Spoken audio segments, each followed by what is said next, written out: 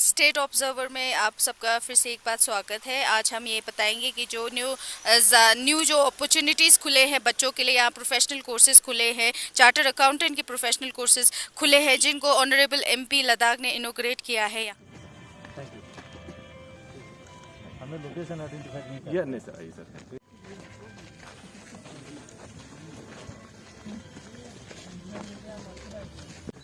Okay sir. Yes.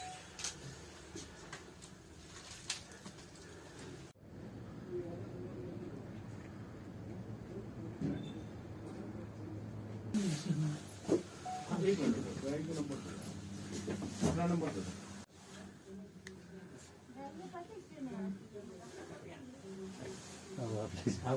Successfully आप लोगों ने ये किया। of ICICA Shashank Agarwal ji, all central council members and regional council members, my fellow executive members of J&K branch of ICI, and all my brothers and sisters. A very good afternoon, namaskar, and jule to all of you. That the Jamyang Sering and Nabgyal sir to please address all of us.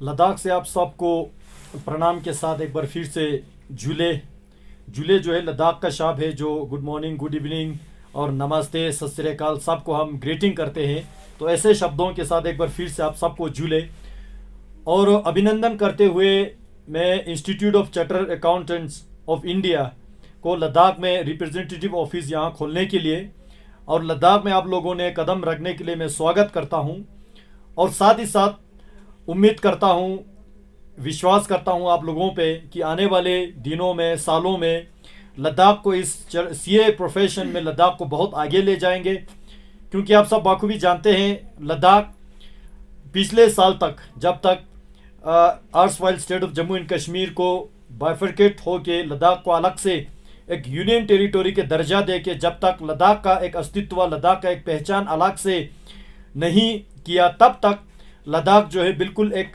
Unexplored important area geographically जो है India का एक ऐसा area रहा है जहाँ पे विकास नाम के चीज़ भी यहाँ पे होना बहुत मुश्किल हुआ था।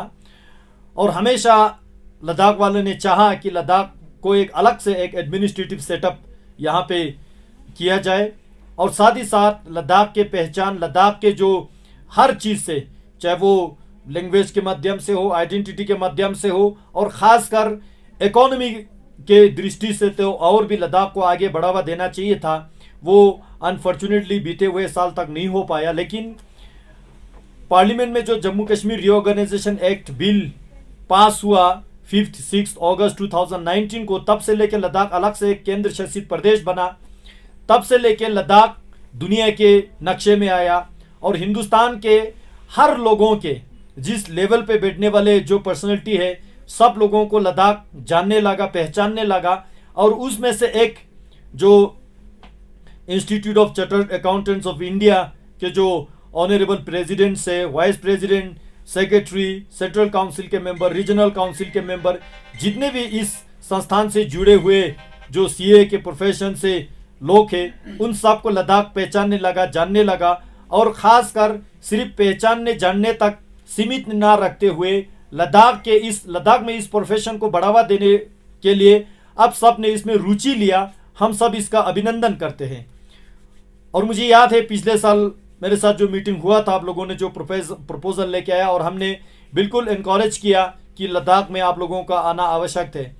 मैं इस प्रोफेशन से जुड़ा हुआ नहीं हूँ, लेकिन सामाजिक कार्यकर्ता होने के नाते इतना समझता हूँ कि ये कितना इम्पोर्टेंट प्रोफेशन है। और आने वाले दिनों में, अभी मेरे से पहले के वक्ता ने जो कहा, लद्दाख ऑटोनोमस हिल डेवलपमेंट काउंसिल के बजट में इंक्रीज हुआ है। लद्दाख को अलग से यूनियन टेरिटोरी बनने के बाद 11,000 करोड़ के जो बजट में अपलिफ्टमेंट हुआ है, तो ये सिर्फ गवर्नमेंट के बजट को ही नहीं बल्कि आने वाले दिनों में लोगों की प्राइवेट इकोनॉमी भी बढ़ते चलेंगे। और साथ ही साथ यहाँ सीए के बिना लद्दाख का इकोनॉमी जो है आगे नहीं बढ़ पाएंगे। तो ऐसे दृष्टि के साथ लद्दाख में आज ये सीए प्रोफेशनल का जो यहाँ रिप्रेजेंटेटिव ऑफिस का इनॉग्रेशन हुआ, मैं इस दिन को मैं लद्दाख के हिस्ट्री में एक रिकॉर्ड करना चाहूँगा। और हम उम्मीद करते हैं, और खुशी की बात यह भी है, केवल यहाँ पे आपने रिप्रेजेंटेटिव ऑफिस नहीं खोला, मुझे बताया गया ये प्रोफेशन एक बहुत महंगा कोर्स का एक प्रोफेशन है, और इसमें लद्दाख के रहने वाले जो दुर्गम क्षेत्र है, बर्फीले क्षेत्र है, यहाँ पे प्रोफेशनल इंस्टीट्यूट्स अभी तक नहीं आ पाए हैं, तो हमारे लोगों को इसके प्रति जागरूक भी बहुत कम है, अवेयरनेस भी बहुत कम है। तो इसमें लोगों को और भी अट्रैक्ट करने के लिए 75% फीस आप लोग डिस्काउंट देने के जो निर्णय लिया, डिसीजन लिया, इसको मैं और भी स्वागत करता हूँ। और इससे हम सबको ये आश्वस्त होना चाहिए कि हमारे लोग, हमारे आने वाले पीढ़ियाँ जो है, आने वाले जेनरेशन्स जो है, आने वाले स्टूडेंट्स जो है इस प्रोफेशन में और भी जुड़ेंगे। तो इसको मैं और भी अभिनंदन करते हुए आप सबको एक बार फिर से धन्यवाद देना चाहूँगा। और विशेष रूप से आज के इस ई इनॉग्रेशन के प्रोग्राम में ऑनलाइन जो जिन लोगों ने यहाँ पे अटेंड किया, मैं एक एक का नाम नहीं ले पाऊंगा क्योंकि यहाँ पे ऑडियो वीडियो चल रहा था, लेकिन ऑडियो अभी तक ठीक तरह से नहीं चला, तो इससे पहले के जो वक्ताओं का जो एड्रेस जो है मैं क्लियरली नहीं सुन पाया। मैं एक बार फिर से आप सबको बहुत बहुत धन्यवाद करते हुए पूरे लद्दाख के वासियों की ओर से आप सबको अभिनंदन करता हूँ। और यहाँ पे मेरे साथ बैठे हुए नीराज जी, और यहाँ पे जितने भी लद्दाख में जो उपस्थित है, हमारे EGM कॉलेज के प्रिंसिपल साहब और यहाँ के स्टाफ लोगों ने जितना कोऑपरेट किया, सपोर्ट किया, यहाँ के एडमिनिस्ट्रेशन की ओर से जितना कोऑपरेट किया, मैं सबको धन्यवाद देते हुए एक बार फिर से आप सबको जुले। हमारे कई मेंबर्स हैं जो कि पार्लियामेंट में भी हैं, तो एक बार बन जाए तो फिर तो IAS में भी कर सकता है, IRS है, उसमें है, बहुत सर्विसेज हैं, तो और अपना प्रैक्टिस भी कर सकता है। अपना बिजनेस है तो उस बिजनेस को भी अच्छी तरीके से वो चला सकता है, क्योंकि उसको फाइनेंस की नॉलेज अच्छी होती है, फाइनेंस की और अकाउंट्स की।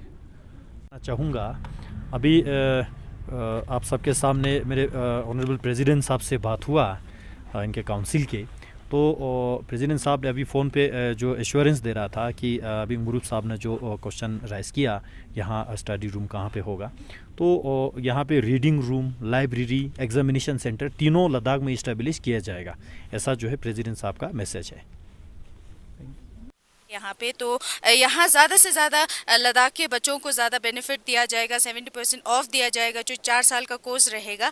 तो हम यही उम्मीद करेंगे कि आगे ज़्यादा से ज़्यादा प्रोफेशनल कोर्सेज खुले और बच्चों को ज़्यादा से ज़्यादा अपॉर्चुनिटीज़ मिले। उसी के साथ रिक्जन वांगमो और निसार हुसैन, स्टेट ऑब्जर्वर के लिए लेह लद्दाख से।